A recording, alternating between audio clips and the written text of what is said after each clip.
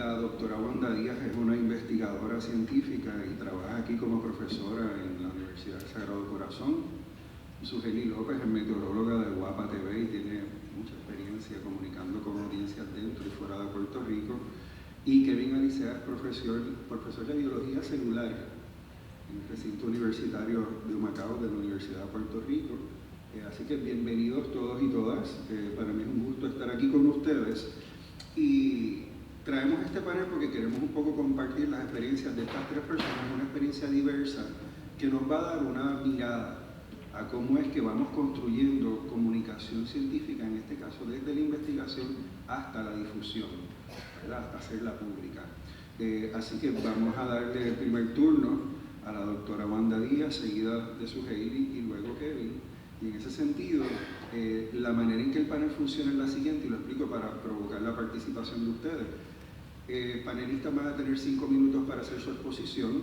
Luego el panel, esa exposición va a durar como unos 5 minutos. Luego el panel va a reaccionar a la exposición inicial de panelista por 5 minutos y luego queremos una reacción del público al panel. Y de esa manera compartimos el escenario, ¿verdad?, con todos los presentes. Así que adelante, doctora Díaz, un gusto estar aquí con usted. Gracias. Muy buenos días a todos ustedes. Gracias por la oportunidad de participar en este panel. Las piernas me están temblando porque yo no soy comunicadora. Yo pues lo que hice fue estudiar un poquito de ciencia y pues a eso me he dedicado la vida entera. Les voy a pedir, ¿verdad?, que entonces si me equivoco con algún término, sigan mi corazón y no sigan la gramática o las palabras, ¿verdad? Si me equivoco con alguna palabra que pueda pronunciar mal o que pueda mal utilizar. Es completamente mi intención no es mala. Soy una mujer puertorriqueña, tengo el pelo negro. Hoy estoy vistiendo un pantalón rosa y una blusa negra. Yo pienso que la ciencia tiene capacidad para desarrollo humano, porque la ciencia motiva a la gente a utilizar su creatividad para la exploración y para contribuir. La ciencia sabe esto.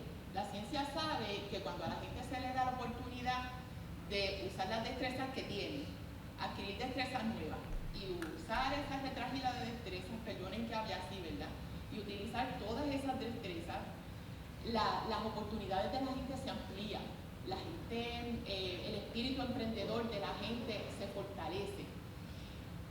Hay una excepción a eso, y es que por muchos años, al menos en las ciencias que yo conozco, y me perdonan si en otras ciencias este no es el caso, en las ciencias que yo conozco, que son la astronomía y las ciencias de computación o computadorización, como se le diga correctamente, en esas ciencias se han venido utilizando los mismos métodos perceptuales para hacer el trabajo de investigación por cientos de años. Parece como que sin intención, en esas ciencias, sin intención, sin querer, se hubiese dejado afuera todo aquel que produce o se desempeña para la investigación o pudiese utilizar destrezas para la investigación que son distintas a las que siempre se han utilizado o a las que tradicionalmente se han utilizado. Yo utilizo sonido para analizar la información. El que yo utilice un bastón y el que sea totalmente ciega no tiene absolutamente nada que ver. Tal vez ustedes sepan que en la astronomía se utilizaba sonido a finales de los 1800 porque es hasta donde podemos llegar en documentación, ¿verdad?, o lo que yo he encontrado. A finales de los 1800 se utilizaba audio para explorar los datos que los que eran astrónomos, que lo que hacían era explorar partes altas, eventos en las partes altas de la atmósfera, utilizaban audio. Luego ocurrió una brecha de desarrollo que impactó el desarrollo humano y también impactó los métodos que se utilizan actualmente para hacer el análisis científico. Mi equipo de trabajo buscó evidencia de por qué la ciencia dejó de utilizar sonido para llevar a cabo las tareas de investigación en esa área. No encontramos ningún tipo de evidencia. Sí encontramos que el sonido sí se utilizaba para educación, difusión y se utilizaba como una imagen auditiva. No digo que la evidencia no exista, que no existan, como dijo el doctor, publicaciones serias que digan que la comunidad científica hizo unos estudios de percepción justificados, bien diseñados, que justifiquen el que ya no se utilicen métodos multisensoriales o combinaciones de todos los sentidos para explorar los datos.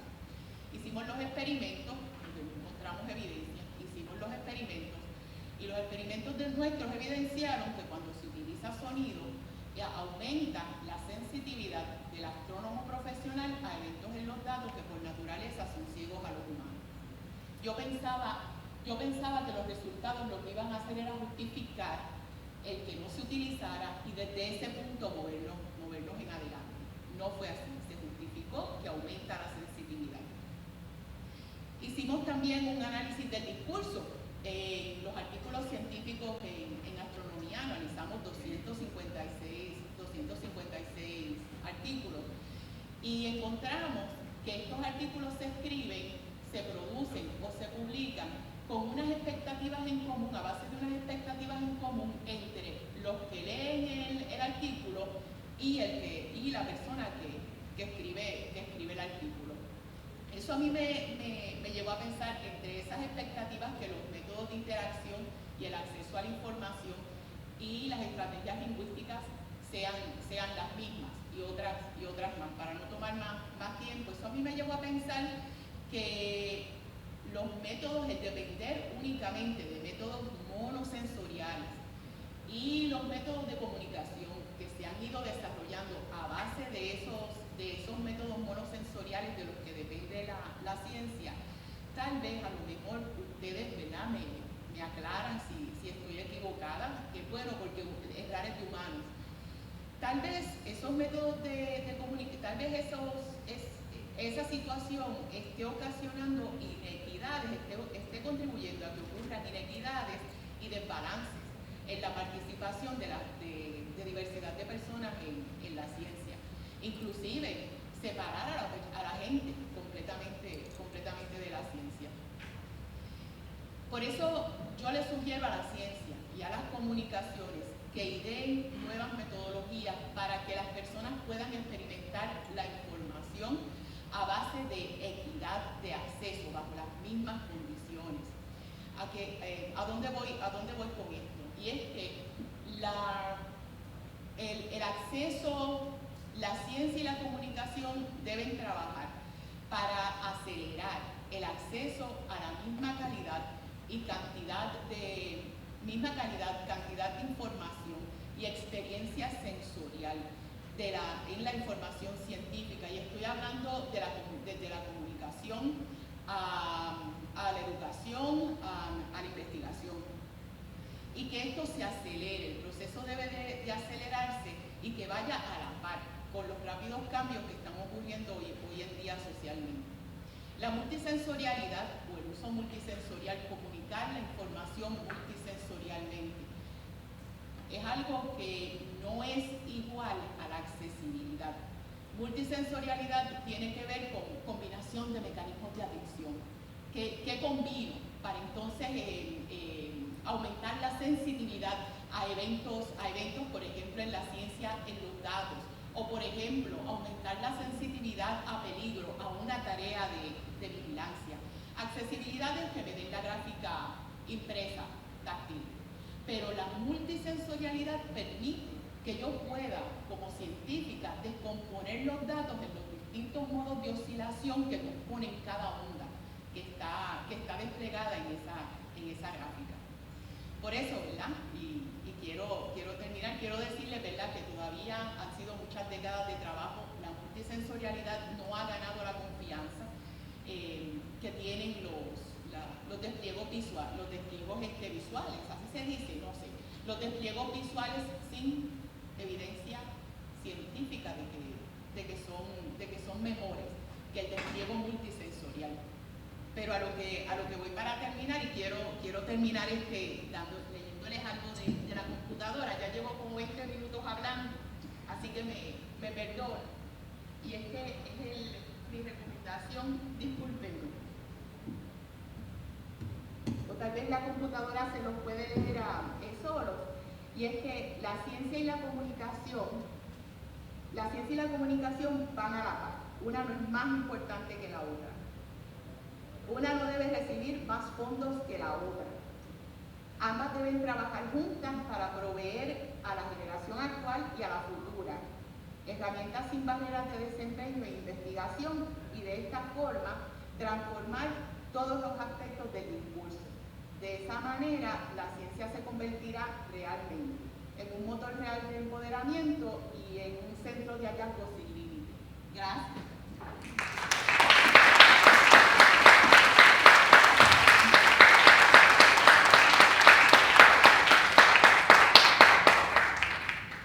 Cuando yo discutí con la doctora los puntos de conversación, yo quedé pasmado con el argumento de las barreras, de la inequidad, ¿verdad? Porque eso también es parte de la comunicación efectiva, ¿no? Y comienza con la investigación. Yo no era consciente de eso, así que gracias, doctora, por esa conversación de sensibilización, ¿verdad? Entonces me gustaría saber qué reacciones pueden tener Suheili y Kevin a lo que haya planteado la doctora Díaz ahora. Tienes micrófono ambos, así que Suheili. Yo creo que es un punto bien importante y que hace mucha falta incluir estos temas en los medios de comunicación para que comunicaciones sean para todas las personas, no solamente para las personas que tal vez tengan todos sus sentidos. Sí, yo estoy totalmente de acuerdo, ¿verdad?, con todo lo que mencionó Wanda, y quería pues resaltar un aspecto bien interesante y bien importante que yo creo que se debe continuar fomentando en este tipo de espacios. Wanda comenzó, ¿verdad?, describiéndose, así como yo también me describo, ¿verdad?, que soy un hombre puertorriqueño, pelo negro con chaqueta marrón y maones. Eso es lo que llevo vestido en la mañana de hoy, y yo creo que eso es un elemento de inclusión sumamente importante que debemos de fomentar e integrar en todos estos espacios, porque nosotros no sabemos quiénes están en nuestra audiencia, y nosotros tenemos que tener eso presente a la hora de dirigirnos, ¿verdad?, a ese grupo diverso que puede estar allá afuera o aquí mismo en estos espacios escuchándonos. Así que quería resaltar ese elemento que Wanda pues trajo e inició, ¿verdad?, su charla, su intervención en la mañana de hoy. Excelente, y gracias. ¿Tenemos a alguien de la audiencia con alguna pregunta o algún comentario para el panel? Vamos a aprovechar a esta gente ahora. A la 1, a las 2, a las 3. Seguimos entonces. Vamos a pasar entonces con Suheili. Suheili tiene un video que nos quiere presentar, y aquí lo que queremos destacar es las distintas maneras en las que nosotros nos vamos a estar comunicando con esos distintos grupos de audiencia. Suheili decidió hacernos un recuento un poco de lo que ha sido, ¿verdad?, esa carrera diversa, tanto a nivel temático como a nivel geográfico. Así que vamos a ver el video de Suheili. Para dominar una buena técnica de comunicación científica, en primer lugar, tuve que conocer el método científico e implementarlo. Realicé investigaciones científicas con el Servicio Nacional de Meteorología. Una de estas trató sobre un brote de tornados y mis resultados pudieron ser publicados por la Oficina Operacional. Nos vemos la imagen de radar. De hecho, el Servicio Nacional de Meteorología... Esta es mi práctica voluntaria porque me ponía bien nerviosa frente a la... Anualmente, desde principios de noviembre, coincidiendo con el Día de los Muertos, el Océano Atlántico y las costas boricuas muestran un aumento significativo en el oleaje, efecto que se vincula con la formación de corrientes submarinas. Aunque el mismo suele extinguirse en marzo, debemos ser cautelosos en todo momento.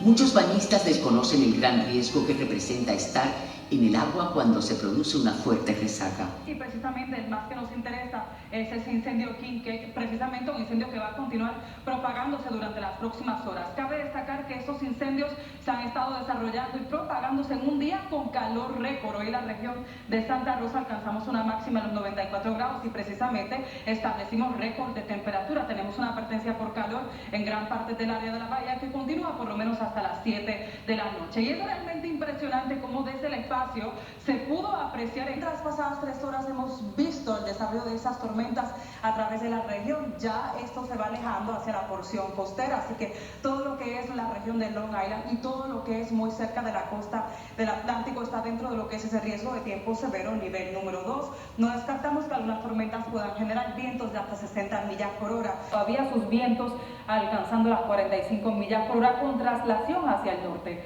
a razón de 8 millas por hora. Se espera que ya el centro se aleje para la madrugada del miércoles, bastante distante de la isla. Actualmente el centro se ubica sobre esa región sureste de la isla. Condiciones de tormenta tropical se están dando en toda esa región. ¿Qué hacer si te atrapa la resaca? Pueden apreciar esta área de ahí que va retornando. Esto es una corriente marina que está generado con el romper de las olas. Aquí cerca está de romper una ola. Yo voy a esperar a que ella pierda su energía para entonces ingresar al mar. Miren esta ola. Y en una corriente de resaca, prácticamente lo que yo voy a sentir es que me va a arrastrar. Y la peor decisión que yo puedo tomar es tratar de nadar en contra de la corriente. En el peor de los casos me puedo ahogar. Así que la mejor decisión que yo voy a tomar es relajarme y dejarme arrastrar por la misma corriente. Nadando paralelo a la costa es que voy a tener esta oportunidad de poder regresar de forma segura y salvar mi vida. Urge un sistema de salvavidas en la isla. Darle la mata, nuestros políticos no le presten atención a algo que está matando 600 puertorriqueños e invitados que traemos aquí. Pues ya estaríamos esperando que el campo de vientos se aleje en su totalidad posterior a las 5 de la mañana del día lunes. Diríamos que ya cercano a las 7, 9 de la mañana, gran parte de la isla tendría vientos por debajo de las 35 millas por hora. Entonces vean, recuerden que estas bajas presiones tienen esa rotación bien característica en contra de las manecillas de reloj, y este viento, estos vectores desde el sur, bien húmedos, sería lo que estaría aportando humedad adicional por lo menos hasta el día martes. Así que si usted cree que hemos recibido mucha lluvia, falta más lluvia por caer, y esto es realmente preocupante. Ya sabemos la seriedad de este asunto y por lo tanto debemos de actuar con prudencia para poder proteger nuestra vida, quedándonos en sitios seguros, lejos de ese riesgo de inundaciones, lejos de ese riesgo de crecidas de ríos. Al tener la niña y las aguas cálidas, esos fenómenos se pueden intensificar y seguir su trayectoria hasta tocar tierra. Así que esa probabilidad es mayor para este año. Se espera que el fenómeno La Niña inicie mientras vaya progresando el pico de la temporada, que progresa desde mediados del mes de agosto, y esto es un problema ya que contaríamos con esa ola de calor marina, la humedad que de por sí trae las ondas tropicales que evolucionan a tormentas tropicales y los vientos cortantes débiles en los niveles altos de la atmósfera. Eso llevaría a estos sistemas a un proceso de rápida intensificación que, de estar cercano a un territorio, esto acortaría el tiempo de preparación a las comunidades. Quiero agradecer al Fideicomiso de Ciencia por invitarme a este panel de importancia y de hecho me pone muy contenta porque coincidimos nuevamente. Ya habíamos tenido la oportunidad de coincidir para aquel periodo 2015-2017 en el Laboratorio de Comunicaciones Científicas, que fue mi primera casa en los medios de comunicación, que fue un proyecto de colaboración entre WIPR Televisión, el Colegio de Mayagüez, y también se involucró organizaciones como el Fideicomiso de Ciencia, el Ecoexploratorio y también Ciencia Puerto Rico, entre otras organizaciones. Este video que pudieron ver allí, yo lo describo como una metamorfosis, y así mismo es la comunicación científica. Todo el tiempo va evolucionando y el método científico para mí es bien importante implementarlo en cada una de mis tareas, y yo entiendo que no solamente corresponde a las noticias de ciencia como tal. El método científico se puede utilizar para cualquier tema en los medios de comunicación. ya sea en la televisión, en la prensa escrita o hasta en la radio. Así que es bien importante utilizar ese método que puede integrarse en noticias en general, siempre haciendo las preguntas de qué, cómo, cuándo, dónde y por qué. Eso nos va a generar curiosidad para poder lograr una comunicación efectiva, generar esa hipótesis, esa potencial respuesta a la pregunta que surge tras identificar el problema, indagar, no quedarse solamente con el conocimiento que uno tiene, buscar conocimientos, opiniones de otros profesionales, otros colegas, porque de alguna manera u otra estamos conectados. Esa metodología que nos ayuda a llevar el paso a paso de cómo vamos a identificar o más bien ejecutar este proceso de comunicación. Realizar un análisis también es bien importante y por supuesto llegar a esta conclusión que nos ayuda a alcanzar el propósito de la función de reportar. Y algo importante es repetirlo todas las veces que sea necesario. En la carrera de los medios de comunicación, algo importante es que estas noticias que tienen que ver con el tiempo afectan a todas las comunidades y no todo el mundo tiene el conocimiento, así que hay 3 pasos que son bien importantes: educarse, lograr tener el mejor conocimiento posible para entonces poder entender lo que se nos está informando y en base a lo que entendemos tomar una decisión correcta para poder salvar nuestra vida o propiedad. Y finalmente quería añadir un punto, que es que nosotros los meteorólogos, pues sí somos científicos que estamos aprendiendo los medios de comunicación y con todos los retos que envuelve la comunicación científica, porque también tenemos las personas que tal vez se guían por la ignorancia y pueden creer más mitos o teorías de conspiración y no se dan el trabajo de conocer los pasos y ponerlos en función del método científico como tal para poder entender por qué va a ocurrir un huracán, por qué se espera un terremoto, todas esas cosas. Pues pese a que somos científicos y comunicamos, también somos seres humanos y también tenemos que prepararnos para estos eventos que resultan en preocupación para todas las poblaciones. Excelente, mil gracias, Suheili.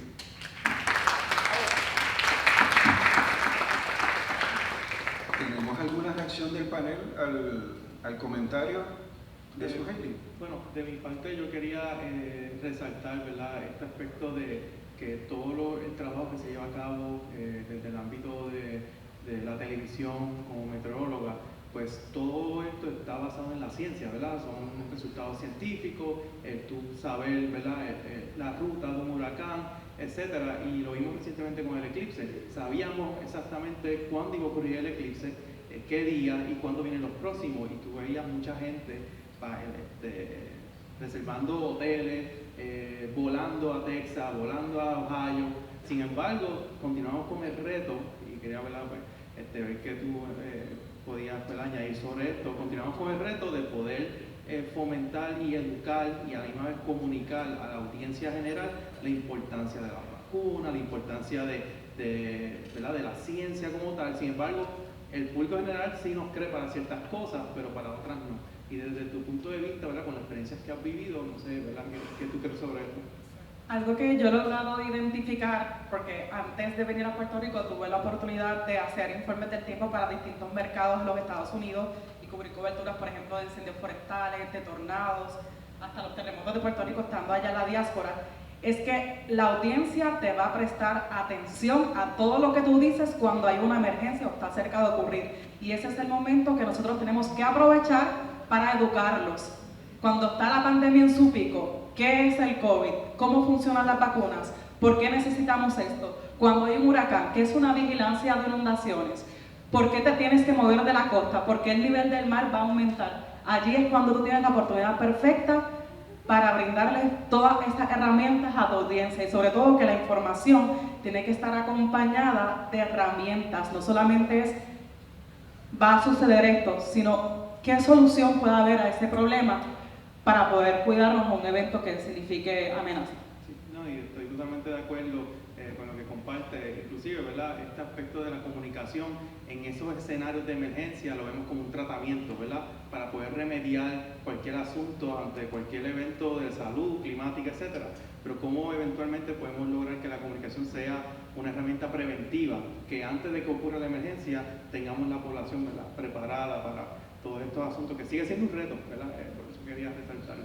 A mí me llamó mucho la atención esa parte del video donde ella menciona cómo manejarse dentro de una corriente marina que te pueda estar arrastrando. Entonces pasamos del decir al hacer, y es una experiencia, bueno, es una experiencia, ¿verdad? Es educación experiencial en ese sentido, y me ocupa preguntar qué le llevó a hacer ese tipo de pietaje, ¿verdad? De toma, y un poco cuál fue la experiencia y la reacción que puede haber habido de la audiencia a esa toma.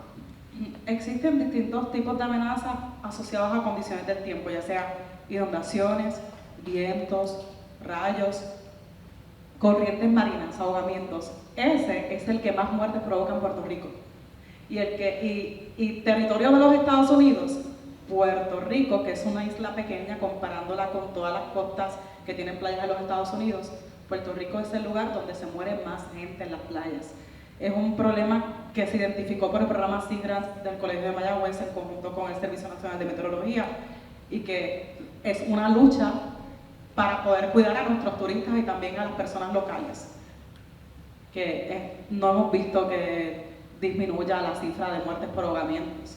Ha ido aumentando y realmente es un tema que hay que tomar acción, porque un día puede estar soleado, pero en la playa puedes encontrar peligro.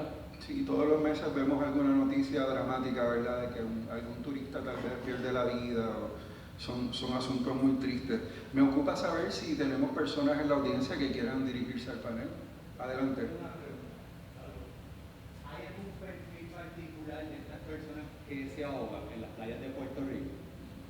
Hay unas estadísticas, mayormente son hombres, y también se asocia a si están bajo los efectos del alcohol. Y también toda la costa norte de Puerto Rico es la que se expone a la energía del océano Atlántico, y cuando ocurre el invierno, la primavera, que son meses bien fríos en los Estados Unidos, recibimos una gran cantidad de turistas que vienen a buscar el calor del trópico. Pero justo en ese periodo es cuando están las marejadas invernales, que es lo que representa mayor peligro. Es bien importante conocer cómo funcionan las playas en Puerto Rico y también entender que las playas del sur son las más protegidas y las más seguras para bañarse. Entonces hay una correlación con el alcohol y la época. Sí, son muchos factores, y hay un programa, el programa de SeaGrants del Colegio de Mayagüez realizó un estudio sobre este particular, y más adelante, si me pide mi email o algo así, le puedo pasar el estudio que ellos realizaron, que tiene toda la data, toda la estadística, hasta por edades. La mayoría pues son hombres, la mayoría son turistas, también personas locales. Hay playas que son bien peligrosas como José e Isabela. La misma región del Condado, que esa es una zona bien turística, esa es la playa que más muertes ha provocado en Puerto Rico, y entiendo que desde el 2014 fue que inició todo ese proceso allí de turismo en esa región, y donde más muertes han ocurrido. Interesante. Wanda, adelante. ¿Cuán difícil es el que los televidentes no confundan ese pietaje con una acción temeraria, que ellos decidan o que tal vez el pietaje inclusive que ellos la Claro, yo creo que también uno entender lo que uno quiere transmitir y ponerse esa meta, cuál es el propósito de yo llevar este reportaje, es bien importante uno tenerlo en todos sus sentidos para poder expresarlo a la audiencia. En este caso, pues yo elegí la playa Crashpool en Aguadilla porque es una playa bien concurrida, y pues quise demostrar cuáles son las áreas de la playa más peligrosas y cómo uno puede escapar de una corriente marina. Y lo importante es que las personas, cuando están en las corrientes, si no saben nadar, pueden desesperarse, y ese desespero es el que le lleva al ahogamiento. Si uno se relaja, mantiene la calma y flota esperando ayuda, uno puede salvar su vida. Eso me hace pensar en un tema importante, y es cómo la investigación científica y la comunicación científica se pueden convertir en generadores de mejor política pública, ¿verdad? ¿Cómo protegemos mejor las playas? ¿Cómo educamos mejor al turista, ¿verdad? Que viene, que no conoce, que tal vez se expone sin saber, ¿verdad? Entonces, en ese sentido, me parece que es uno de esos desafíos pendientes por atender, ¿verdad? Es cómo agarramos este conocimiento científico y lo usamos para viabilizar bienestar ciudadano. Y dar el ejemplo a la audiencia en el lugar de cómo ocurre, me parece una excelente técnica, porque así tú llevas un mensaje, este peligro existe y tú te puedes exponer a él, y de esa manera se puede generar una cadena de información en pro de que la gente se cuide y se salve respecto a esos fenómenos. Sí, y es un efecto tal vez hasta multisensorial, el cómo uno siente que la ola se lo lleva y arrastra a uno, ¿verdad? Sin uno necesariamente moverse, ¿no? Me parece excelente. Me gustaría, perdón, no me di cuenta. Adelante, por favor. Bueno, quería preguntar cuáles son las playas más comunes de que pasa este tipo de accidentes en cuestión de las corrientes. ¿Puedes repetir su pregunta? ¿Cuáles son las playas más comunes aquí en Puerto Rico que pasa estos accidentes de las corrientes? Las playas de Jobos, en Isabela, también las playas de Rincón, que mayormente son playas con olas para surfers. Las de Condado son peligrosas, La Pared, El Luquillo, las positas de Piñones, aunque son áreas que de cierta manera se protegen por los rompeolas que hay, también generan corrientes marinas. Y también estas playas de Arecibo y la región de Mar Chiquita, Poza de las Mujeres, son playas bien peligrosas por el tipo, la geología de la playa, y también porque recibe la energía del océano Atlántico, que es bien significativa. Muchas gracias. A la hora. Bueno, pues pasemos con la presentación del doctor Alicea. Ok, perfecto. Buenos días a todos y a todas. Para mí es un placer estar aquí compartiendo con ustedes, también con este excelente grupo de profesionales expertos en la comunicación científica. Nuevamente, mi nombre es Kevin Alicea y hoy les voy a estar hablando un poco sobre las perspectivas académicas en la comunicación científica y las lecciones aprendidas. Como ya han mencionado mis colegas, yo también, ¿verdad? Me he entrenado como científico, así que mi entrenamiento formal y académico es en las ciencias básicas. Soy inmunólogo del cáncer, biólogo del cáncer, y dentro de esta formación pues he desarrollado un gran interés en comunicar, divulgar la ciencia a esas audiencias generales. Y previo a moverme a la academia, mi interés por la comunicación científica surgió a partir de las elecciones del 2016, que de seguro ustedes se acuerdan de esas famosas elecciones, donde se compartían comentarios hacia los latinos, hacia la comunidad latina, que eran erróneos, ¿verdad? Y difamadores, y nosotros queríamos, dentro de las ciencias, cambiar esa retórica y resaltar las contribuciones de científicos y científicas de América Latina. Y básicamente, con mi compañero el doctor Enrique Linchao de Costa Rica, nosotros pues unimos fuerzas y creamos esta plataforma conocida como Caminos en Ciencia, y a través de esta plataforma nosotros comenzamos a contar historias de científicos y científicas de toda América Latina, y para resaltar esos retos, lesiones, cómo sobrepasaron los obstáculos que enfrentaron en su camino, y a la misma vez poder aumentar la visibilidad de esos científicos y científicas que vienen de estos países, y también proveer modelos a seguir, porque basado en nuestras experiencias, en mi caso como primera generación viniendo de un trasfondo socioeconómico bajo, yo no tenía esos modelos a seguir, así que utilizamos esta plataforma para resaltar esos profesionales e inspirar y empoderar a esas futuras generaciones. Con este podcast, básicamente pues, que comenzó como podcast, eventualmente una plataforma de comunicación científica, logramos tener un alcance a nivel global, y nosotros pues nos dimos cuenta que las narrativas de cada uno de los latinos y latinas, independientemente si viene de México, Uruguay, República Dominicana, etcétera, había muchas narrativas en común que se tenían, y pudimos observar a través de estas historias que se contaron: retos de salud mental, imposter syndrome, retos de ser primera generación, entre otros, que ellos encontraron a través de su camino en ciencia, y nos contaban cómo sobrepasaban estos obstáculos. Durante la pandemia nos tomamos la tarea de convertir esta plataforma en una informativa con la idea de buscar, ¿verdad?, en ese momento un remedio contra la desinformación. Así que dado que teníamos ya la plataforma desde el 2016 establecida, como les mencioné, surgió durante el proceso de las elecciones de Estados Unidos, transformamos esta plataforma como una educativa para comunicar todos los aspectos de la pandemia y cuáles eran las diferentes experiencias que se estaban viviendo en América Latina. Y aquí, por ejemplo, ¿verdad?, tienen un mapa donde se muestra cómo aumentó el alcance y la información que se proveía en Caminos en Ciencia alrededor del mundo y cómo, ¿verdad?, vimos aumento en distintos países en post-pandemia, demostrando que ese distanciamiento social nos permitió llegar a rincones que previamente no hubiésemos logrado llegar si no hubiese sido por esto. Sin embargo, logramos educar y comunicar y también expresar las distintas experiencias y las estrategias que se estaban llevando a cabo, por ejemplo, en Chile, en Perú, en Panamá, que desarrollaron su propia técnica molecular para poder detectar el COVID, entre otras.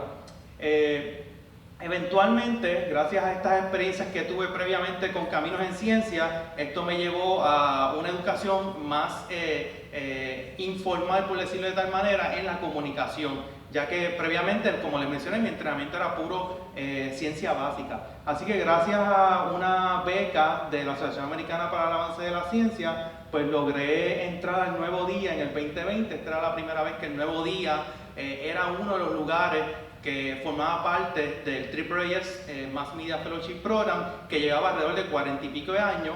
Así que pues nada, yo fui el primer fellow en el Nuevo Día, donde estuve cubriendo todas las noticias de ciencia durante ese periodo, publicando más de 40 artículos, y mi colaboración ha continuado gracias a esa relación y esa formación que tuve dentro del campo de la comunicación científica, teniendo como mentor a Gerardo Alvarado, que es editor del Nuevo Día en el área de la ciencia. Y aquí pues pueden ver uno de los artículos, ¿verdad?, que publiqué recientemente, bueno, no reciente, eso fue hace 2 años, que Andreica y Lucy Crespo, ¿verdad?, forman parte de esta historia, cuando estuve resaltando uno de los simposios del Forward que ellas estuvieron llevando a cabo como parte del fideicomiso.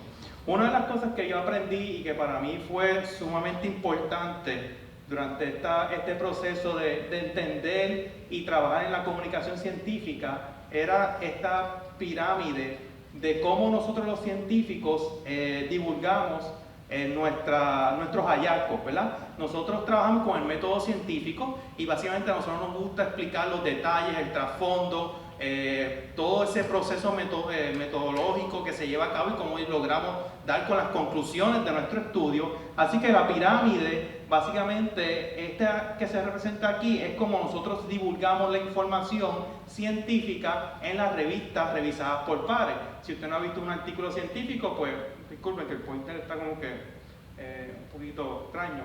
Pero nada, ustedes tienen aquí, ¿verdad?, un artículo científico que tiene trasfondo, tiene resultados que ciertamente para las audiencias es sumamente complicada entender si no tiene un trasfondo científico, y al final de ese estudio científico y publicación, usted tiene una oración donde usted concluye sus resultados, ¿verdad? ¿Cuál es el hallazgo principal de todo lo que usted investigó, todos esos resultados que usted desarrolló y elaboró en un laboratorio de investigación en cualquier otra disciplina? Pues, ¿cuál fue el hallazgo final?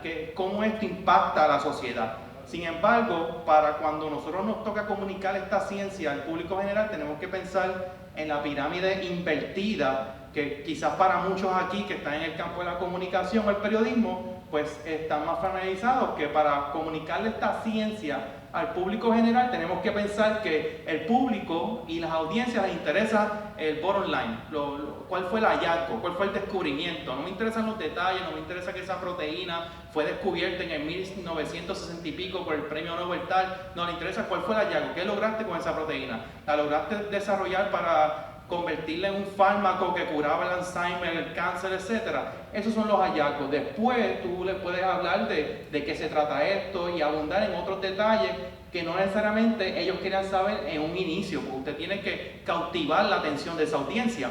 Y esta pirámide invertida que me la presentaron cuando estuve haciendo el AAAS Mass Media Fellowship, para mí pues fue crucial en este proceso de formación como comunicador. Y aquí tienen un ejemplo, un ejemplo donde un artículo científico, un artículo científico, básicamente se logró traducir en arroz y habichuelas para esa audiencia en este artículo que publiqué para el Nuevo Día, donde este artículo se enfocaba en las nanopartículas y obviamente pues buscaban desarrollar nanopartículas para eventualmente tratar el Alzheimer y lograron contrarrestar, ¿verdad?, ciertos procesos que se daban en esta enfermedad. Así que lo que fue este artículo de alrededor de 8-10 páginas, básicamente se tradujo a una página en Ciencia del Nuevo Día, resaltando el hallazgo principal, lo más importante del estudio, que básicamente era que habían desarrollado una nanopartícula para contrarrestar la progresión del Alzheimer. Durante este proceso, estos dos libros fueron cruciales, ¿verdad?, para mi entendimiento y poder apreciar la interacción entre la ciencia y la comunicación. Y para mí fue bien importante entender que uno de los procesos más importantes durante el desarrollo y también el poder sobrepasar esta brecha que puede existir entre la comunicación y la ciencia es proveer programas basados en práctica, que nuestros estudiantes tengan esa exposición, que puedan practicar y aprender haciendo la comunicación científica a lo largo de su carrera y también sobrepasar los retos de accesibilidad, inclusión, síndrome de impostor, etc. Pues gracias a estas lecturas que pude llevar a cabo durante mi formación, fue que en mí surgió ese interés de crear este curso, el cual inicié hace 2 años atrás y finalmente logré impartirlo el año pasado colaborando con una periodista. Ciertamente como científico y profesor era bien importante colaborar con una practicante, ¿verdad?, alguien que practica el periodismo, y ese es el caso, ¿verdad?, de Glorimar Velázquez, que es periodista del Vocero y entiendo que también es profesora aquí en la Universidad del Sagrado Corazón. Así que junto con ella pues logramos crear este curso para básicamente brindarle las herramientas y estas oportunidades a los estudiantes del recinto de Humacao del UPR para que pudiesen comunicar ciencia en arroz y habichuela y exponiéndolos a lo que eran radio, podcast, y muchos de estos estudiantes también tuvieron la oportunidad de adquirir las destrezas para publicar en los medios como el Vocero, el Nuevo Día, y compartieron, ¿verdad?, cuán beneficioso y cuántas oportunidades o puertas se lograron, ¿verdad?, se les abrieron a estos estudiantes que desarrollaron las destrezas de poder comunicar ciencia a esas audiencias generales. Aquí tenemos 2 estudiantes que van rumbo a su doctorado y este estudiante, ¿verdad?, también va rumbo a su doctorado en neurociencia con un interés en unirse al minor de Science Communication que tiene la Universidad de Wisconsin-Madison. Y todo, ¿verdad?, gracias a este curso que la apoyó durante ese proceso de formación en la comunicación científica. Así que básicamente durante todo este proceso de creación del curso, nosotros integramos las historias que nosotros, ¿verdad?, grabamos a través de Caminos en Ciencia y las logramos integrar en cada uno de los cursos que nosotros ofrecemos en el Departamento de Biología, desde Biología General, Molecular, Inmunología del Cáncer, hasta crear el curso de comunicación o comunicar la ciencia, impactando sobre 100 estudiantes en todos estos cursos. Y ciertamente, ¿verdad?, las historias y las narrativas tienen mucho poder y a cada uno de nosotros nos encanta escuchar una buena historia y esto nos permite recordarnos y acordarnos de todos estos procesos educativos que nosotros tratamos de implementar e impartir en nuestros escenarios, pero sin una buena historia es bien difícil que nuestra audiencia pueda quedar cautiva y pueda llevarse consigo o a su casa ese mensaje que usted le quería, ¿verdad?, compartir a través de esta historia. Ciertamente el storytelling pues, es una herramienta sumamente poderosa que muestra vulnerabilidad y permite ir de las emociones a la acción. Una de las cosas que hemos también estado trabajando es implementando storytelling dentro de lo que es la educación superior para poder humanizar no solamente la ciencia, pero también la educación superior, contando y proveyendo estos espacios para estas narrativas que se comparten. Disculpen que el pointer está dándome problemas aquí. Así que nada, humanizando la ciencia desde tópicos desde racismo, inclusión, diversidad de modelos, entre otros, ¿verdad? Son algunas de las estrategias y herramientas que hemos desarrollado en el recinto durante los pasados 3 años. Y finalmente, si el pointer me permite, básicamente nosotros hemos podido trascender los medios.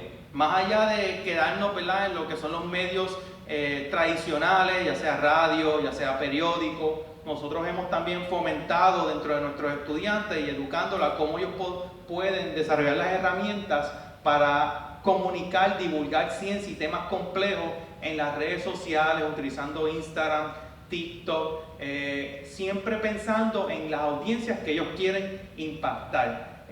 Y como científico, pues para mí es bien importante que más allá de poder llevar a cabo la acción de comunicar ciencia, también, ¿verdad?, hacer la investigación para entender si nuestras estrategias están funcionando de manera adecuada. Así que dentro de mi laboratorio, más allá de estudiar inmunología del cáncer, también estudiamos, ¿verdad?, el impacto que tiene la divulgación científica de manera inclusiva a nivel, ¿verdad?, de la comunidad latina. Y bueno, quiero terminar con este slide. Esto es lo que les había indicado de Trascender Medio, y esto es un ejemplo de Instagram, cómo nosotros estamos comunicando temas de cáncer, de otros aspectos de la salud a través de este medio, y todo eso es desarrollado por nuestros estudiantes.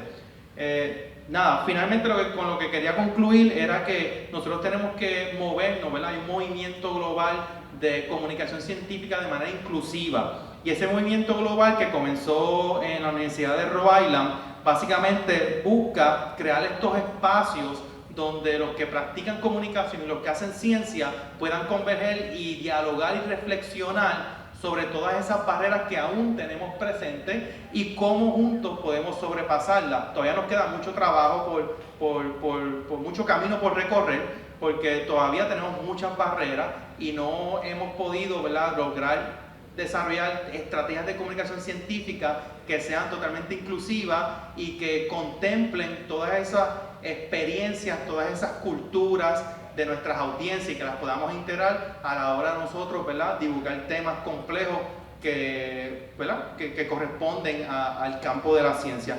Así que mi disculpa que el último slide no se pudo ver porque está un poquito defectuoso, pero nada, muchas gracias. Ahí tienen mi contacto y nada, cualquier pregunta, pues bienvenida sea. Gracias.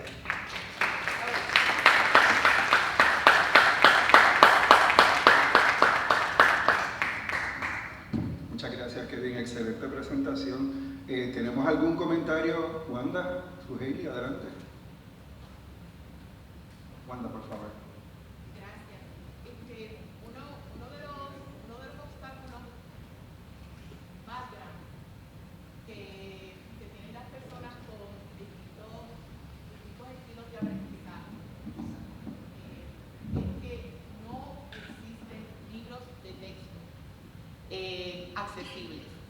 accesibles y multisensoriales para estas personas. No es que no puedan aprender la información, no es que no tengan el interés de aprender la información, es que simplemente no existe un libro de texto donde ellos puedan escalonar el aprendizaje y llegar a desempeñarse. Yo me pregunto, usted habló de un lugar en Rhode Island, ¿verdad? Usted habló de un lugar en Rhode Island. ¿Qué marcos de trabajo han explorado ellos? ¿Y por qué no han sido efectivos? Bueno, esa es una excelente pregunta. Este movimiento comenzó en el 2018 por parte de la directora ejecutiva del Instituto Metcalf, Sunshine Meneses, y básicamente surgió a partir de que cuando ella visitaba varias conferencias no veía estos elementos de inclusión integrados, ¿verdad?, en términos de poder explicar ciencia que sea culturalmente relevante, que sea accesible a través de distintos medios. Yo creo que una de las barreras que persiste todavía es, por darte un ejemplo, a mí se me hace bien difícil poder convencer o explicarle a mis colegas científicos y científicas cómo trabajan en los medios, ¿verdad? Hay veces que el periodista, ¿verdad?, y Suheili quizá me pueda corregir aquí, a veces el periodista pues está buscando esa noticia que tenga, ¿verdad?, que cautive a esas audiencias, y a veces el científico quiere que se expliquen todos los detalles de cuándo se fundó, cuándo se descubrió, cuándo se originó, y al público general no les interesa eso. Entonces esa barrera todavía persiste, y por más que se pueda, ¿verdad?, lo que está haciendo este movimiento es crear estos espacios para poder sobrepasar esta barrera, trayendo científicos, periodistas, educadores, profesores, en un solo espacio para que podamos dialogar, reflexionar y ver cómo podemos atender estos asuntos que todavía no nos han permitido sobrepasar estas barreras, ¿verdad? Que resalta Wanda. Así que continuar creando estos espacios va a ser una estrategia que nos va a permitir, ¿verdad? Llegar a donde queremos llegar. Pero ahora mismo, pues es una falta de educación y a veces pensamos de que las audiencias no están bien educadas, pero también entre nosotros, ¿verdad? Como científico, hasta que no se me dio esta experiencia, yo no sabía cómo funcionaban los medios. Yo no entendía por qué si yo mandaba una idea no me la publicaban, o porque, aunque no lo había hecho, pero mis colegas me compartían esto, yo mando información a los medios y no me la publican. Mando esta información y me publicaron una sola oración de lo que yo dije. Cuando yo hablé con ellos 3 horas, no vamos a hablar, ¿verdad? No vamos a redactar un artículo de 3 horas. O hacer un reportaje de 3 horas, ¿verdad? Porque el tiempo es un factor limitante en este proceso. Así que continuar creando estos espacios sería como que mi recomendación. ¿Y por qué no está funcionando eso? Es como que falta de educación entre nosotros y la falta de estos espacios para poder dialogar y reflexionar sobre estos asuntos. Sí, antes de hacer una pregunta, yo quería enfatizar, por ejemplo, la participación de los estudiantes y que estén realizando estas experiencias a nivel profesional, siendo estudiantes, es algo de gran impacto para ellos, porque eso los va a motivar a crear un efecto en cadena, un efecto cascada, que con el pasar del tiempo vamos a ver entonces resultados y cómo podemos luchar contra esas barreras.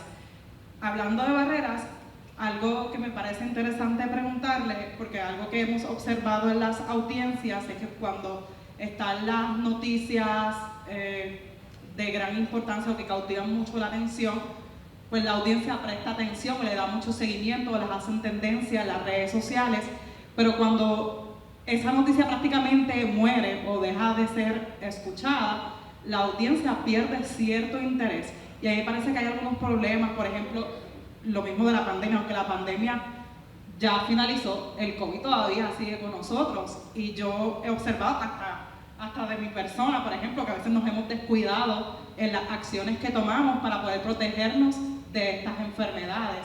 Entonces, ¿qué retos puedes mencionar sobre ese tema en particular y cómo añadirlo a la comunicación científica?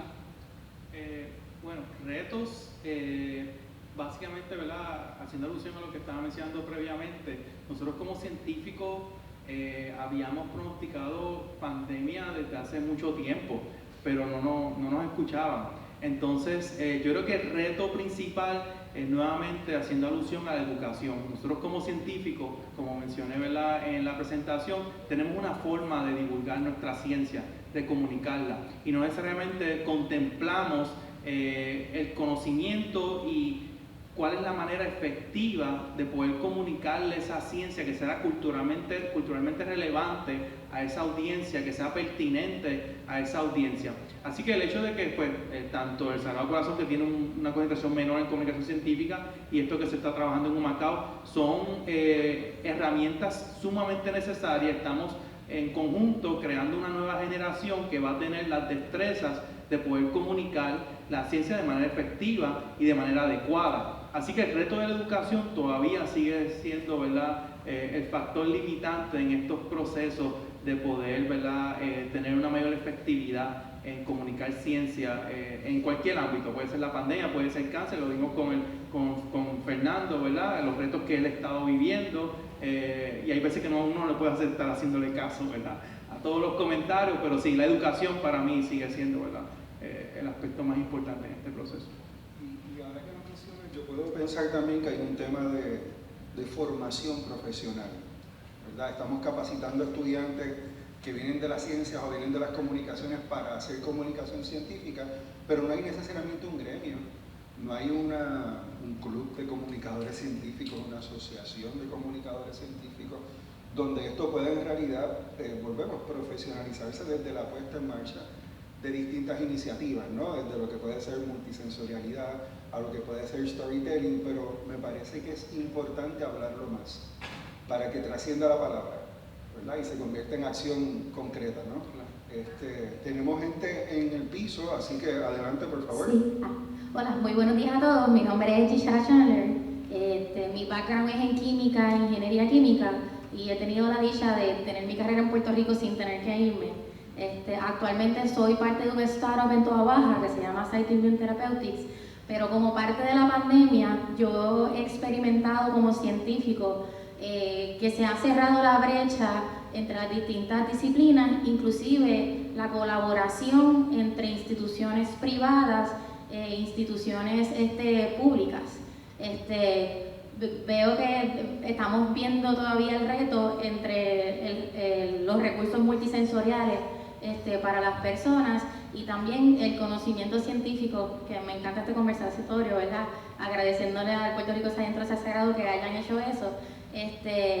Creo que la pandemia y las causas que nos unen como una potencial cura del cáncer hace que eso se cierre. Ustedes están, no sé si nosotros nos pudiéramos unir o pudiera salir alguna acción de este conversatorio de fomentar esa colaboración. Y creo que este panel, no sé si ustedes tienen alguna iniciativa que les gustaría compartir con el público aquí, que creo que la gran mayoría son una parte científicos y otra parte de comunicaciones. ¿Qué iniciativas adicionales de Caminos en Ciencia ustedes han colaborado o les gustaría que nosotros supiéramos de las que están trabajando? No sé si... Para mí, ¿verdad? Sí. Bueno, para ti o cualquiera de las iniciativas que ustedes estén trabajando que las quieran traer a la luz para las personas que están formando parte del conversatorio. Bueno, Kevin, si me permite, nosotros estamos un poquito por encima del reloj. Como veo varias personas, quiero sugerirles que hagan sus preguntas ahora y acá el panel va a reaccionar a todas las preguntas de manera que podamos ganarle al reloj un poquito y avanzar con la agenda. Por favor. Muy buenos días, mi nombre es Ricardo Correa, comunicador científico de hace más de 8 años y quiero aprovechar la audiencia de estudiantes, de profesionales de las comunicaciones y científicos y ustedes como panelistas para hacerles la pregunta, es como para las 3 personas, ¿ok? Así que les voy a dar un poquito de contexto para que la pregunta no se convierta en otro panel. Así que en un panorama tan diverso de comunicaciones como el de Puerto Rico, donde tenemos una multitud de voces, tenemos diferentes medios, muchas plataformas, incluyendo podcasts, redes sociales, en donde todas compiten por la atención del público. En esta realidad surge un desafío y es que la audiencia a menudo tiende a tener cierta afinidad con ciertos comunicadores, mientras que percibe de manera diferente la información que proviene de otros. Y cuando digo diferente es que no la recibe. Esta dinámica puede crear barreras para la valoración equitativa de la información científica y puede dificultar la construcción de un sentido de comunidad entre profesionales de la comunicación y la audiencia. Ante este escenario, les hago la pregunta: ¿cómo podemos fomentar una cultura colaborativa donde se valore la diversidad de perspectivas y se promueva la cooperación en lugar de la competencia? Además, ¿cómo podemos empoderar a la audiencia para que reconozca y aprecie la calidad de la información que compartimos, independientemente de su origen en medios o instituciones que son consideradas competencia? Esa es la segunda pregunta. Adelante, por favor. Saludos, mi nombre es Camila Morales, soy miembro de la Sociedad de Astronomía del Caribe y recientemente me uní al Puerto Rico Science Trust como Outreach and Content Specialist, estoy bien orgullosa de estar aquí.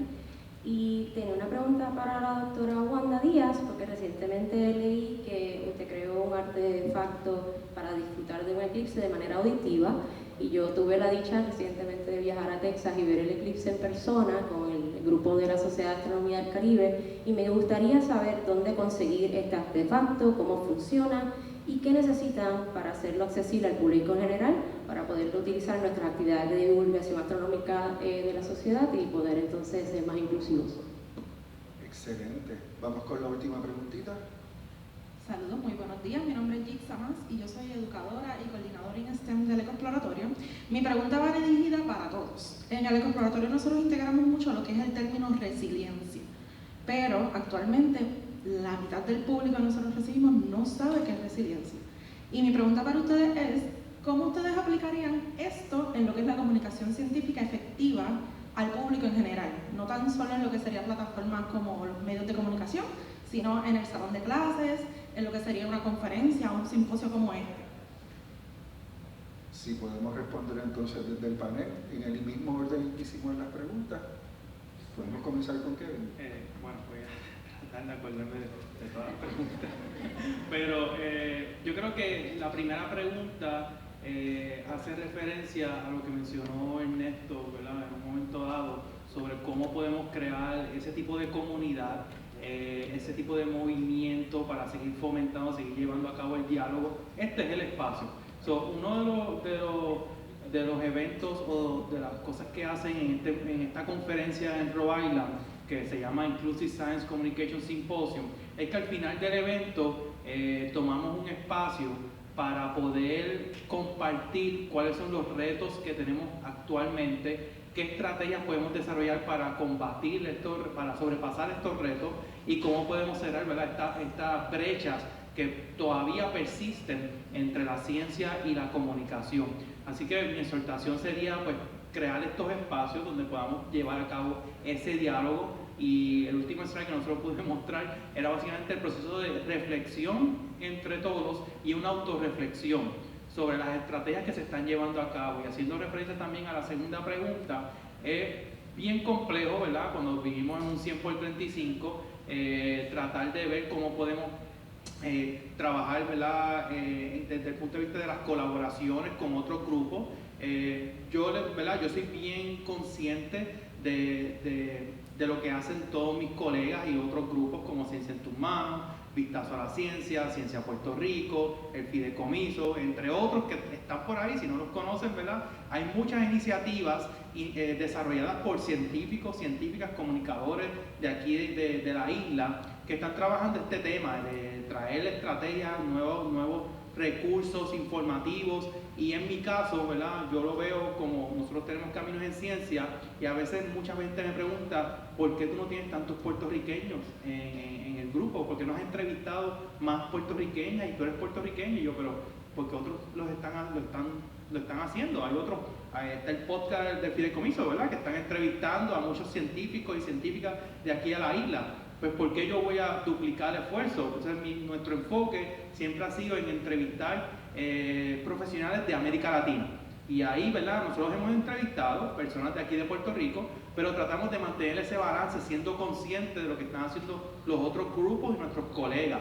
Y cuando tenemos espacio para colaborar, lo hacemos. Al principio de la pandemia, Ciencia en tus Manos, Ciencia Puerto Rico, Vistazo a la Ciencia, Caminos en Ciencia, nos unimos para crear varios live en vivo, para mostrar nuestras preocupaciones, compartir, ¿verdad?, estrategias para combatir la pandemia, seguir fomentando, ¿verdad?, el uso de la mascarilla, el distanciamiento, y colaboramos, ¿verdad? Pero esto es una situación que suena cruel, como lo voy a decir, pero todo el mundo, ¿verdad?, debe saber que estos grupos a veces podemos hacer el finquita, o podemos hacer el ego, se interpone en todo este proceso. Pues cómo, ¿verdad?, somos empáticos, cómo reflexionamos ante este asunto, cómo le damos la vuelta y buscamos, ¿verdad?, oportunidades de colaboración.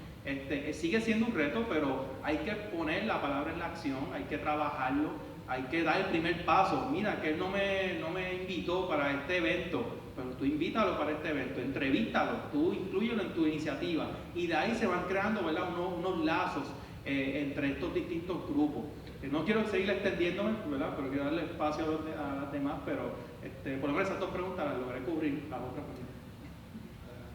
Sí, en mi caso, sobre las iniciativas, algo que yo he observado es que cuando le damos el espacio a personas a dar a conocer sus proyectos, eso atrae audiencia nueva. Les puedo dar un ejemplo. Recientemente entrevisté a una joven piloto de 26 años que logró convertirse en instructora, y su historia llegó a muchas personas, tal vez personas que no frecuentan ver el noticiario.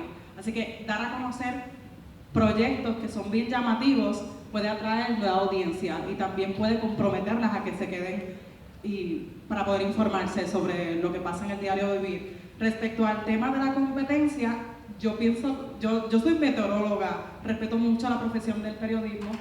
Yo apenas lo que en el área de periodismo lo que tomé fue un curso sabatino de locución aquí mismo en la Universidad de Sagrado Corazón, luego de que finalicé mis estudios en el Colegio de Mayagüez, pero en el camino pues sí he ido aprendiendo varias cosas y como les comenté en mi presentación trato siempre de aplicar el método científico para lograr un entendimiento de lo que ocurre en mi entorno.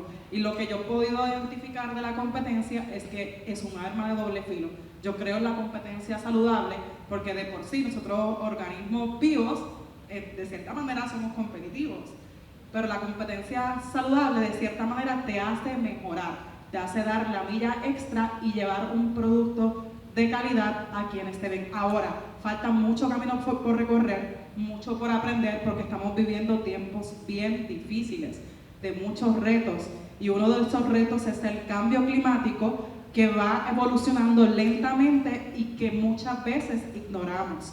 Entonces tenemos que reconocer cuál es el problema que estamos viviendo como sociedad, que de cierta manera estamos todos conectados, aunque tal vez tengamos distintas preparaciones, identificar qué es eso que nos une para fortalecerlo y poder cuidarnos, porque estamos viviendo momentos bien difíciles. La última pregunta que quería responder sobre la resiliencia, pues adicional a la meteorología también tuve la oportunidad de estudiar biología y nosotros como organismos vivos tenemos la capacidad por naturaleza de adaptarnos a las situaciones y de evolucionar con las mismas. Y la resiliencia está ligada a la evolución. Tenemos que evolucionar con estos tiempos que estamos viviendo para poder eso mismo, movernos con lo que está sucediendo. Si no, nos vamos a quedar atrás. Y realmente el cambio climático está ligado a que con el pasar de los años hasta la especie humana se extinga. Eso es algo que no se puede descartar con el pasar de los años. Ahora mismo este año tenemos una ola de calor marina. Se espera que desde mayo entremos en un proceso o un periodo de calor extremo. Puerto Rico no está preparado para eventos de calor extremo, especialmente las escuelas, porque no están condicionadas para que las personas puedan estar de manera segura, proteger su salud. Esto puede representar un problema de salud pública. Entonces tenemos que adaptarnos a esos nuevos problemas que están surgiendo para poder sobrevivir. Y también lo último que quería añadir del calor es que eso tiene que ver también con las aguas que nos rodean.